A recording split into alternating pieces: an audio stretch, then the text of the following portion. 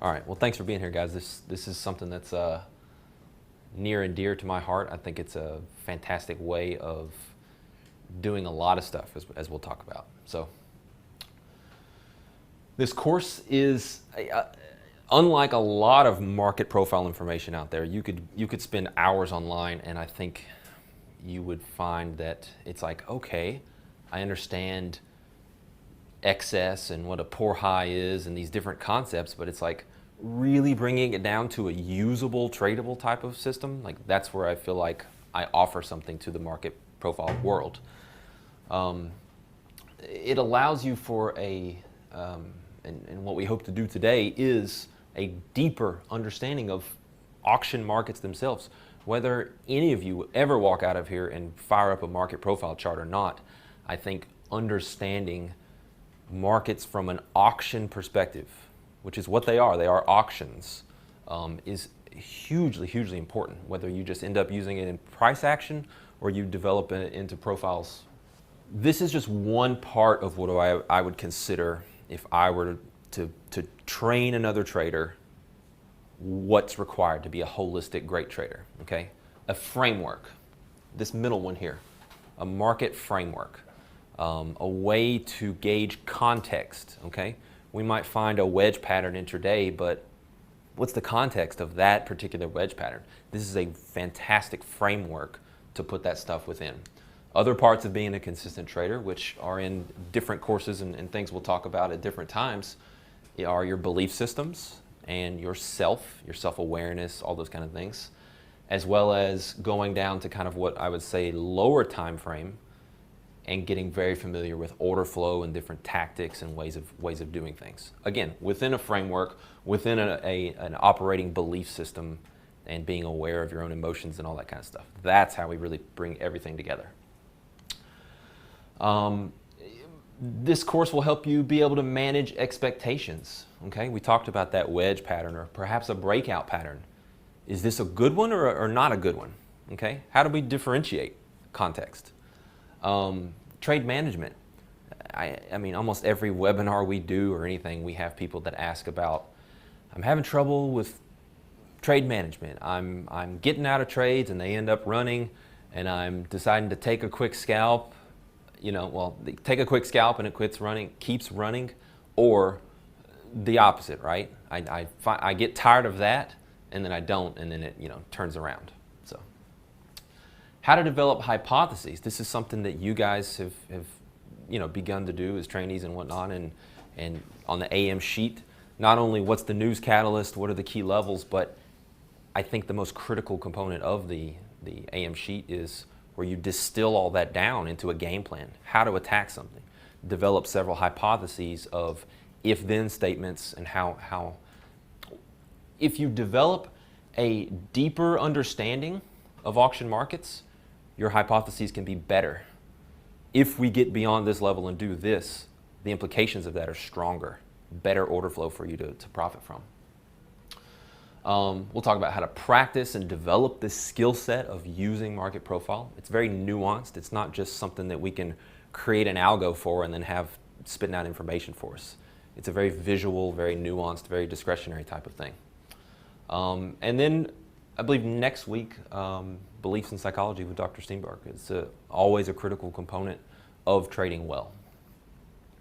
So the need for market profile is real. Most people start out, maybe people at home watching this video, probably all of us when we first started, unless we just came straight to SMB, which most of us didn't. We find the secret indicator, right? We find the combination of this period moving average and this RSI. Oh man, I'm going to crush it, right?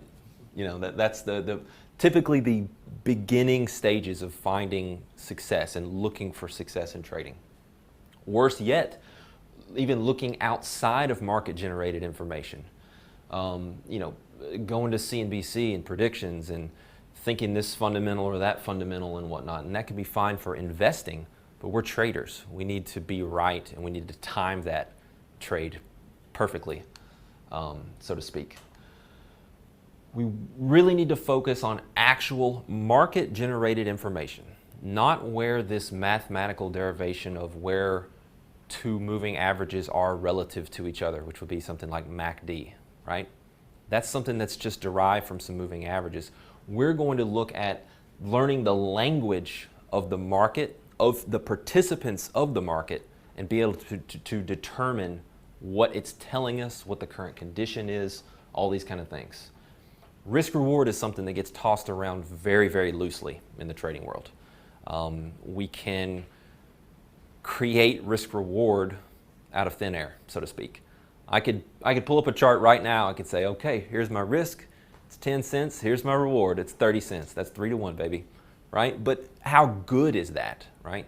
We need to know the real structure, the real dynamic of market movement, which is what we can learn from auction market theory and market profile. One of the really cool things about this is that it's product and time frame agnostic. Doesn't matter. You could be a portfolio manager and you could have yearly profiles up and looking at how that's developing year to year for massively long-term decisions. It works across the spectrum. So Jim Dalton, one of the founding fathers of market profile, talks about self-understanding and market understanding. You combine those and that's how we achieve mastery. Linda Bradford Rashke, one of the market wizards, right? She also discusses this self plus market understanding.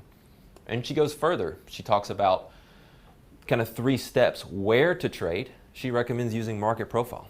Where is risk reward? Where should we be looking for opportunity? Okay? And then when to trade, we learn to read the tape, we learn to apply those kind of things, right? And then sure, you can use indicators to help confirm things. Have we gotten above VWAP and we're holding above VWAP, right? Different things like that. Even an RSI, I'm not saying RSI can never be used, but within a framework, within a context, sure. Our favorite, Dr. Brett Steenbarger. Search his blog for there's one article I came across last night in preparing for this. How to learn trading. He says to start with a framework of market understanding. Start with a framework. And at various firms he's worked at, one in Chicago in particular, he was telling me that the only piece of recommended reading that he had, and maybe he should have said one of his books or something, but no, he didn't. He said a market profile book. One of Jim Dalton's book was the only required reading.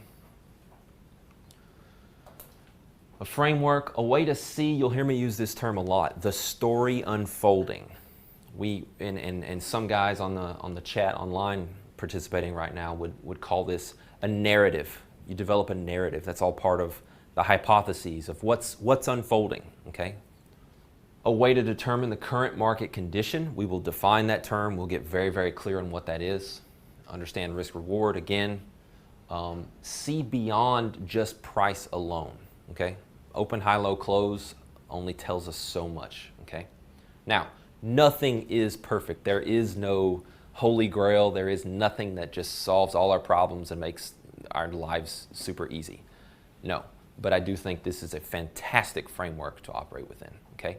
All we can, at any point in time, a different news event could come out, a huge trader somewhere, a fund could have to liquidate due to some kind of redemptions or whatever, and it can change the dynamic of a market that you could have perfectly analyzed with whatever you're using. It can change like that and you're wrong in your trade. That's the kind of randomness that we deal with in markets, and we'll never get around that.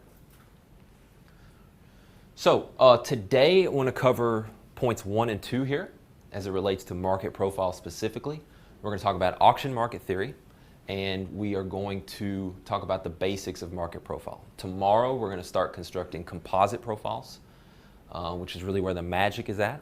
And then the following day we're going to talk about market dynamics, the study of markets, how they move in relation to all this stuff.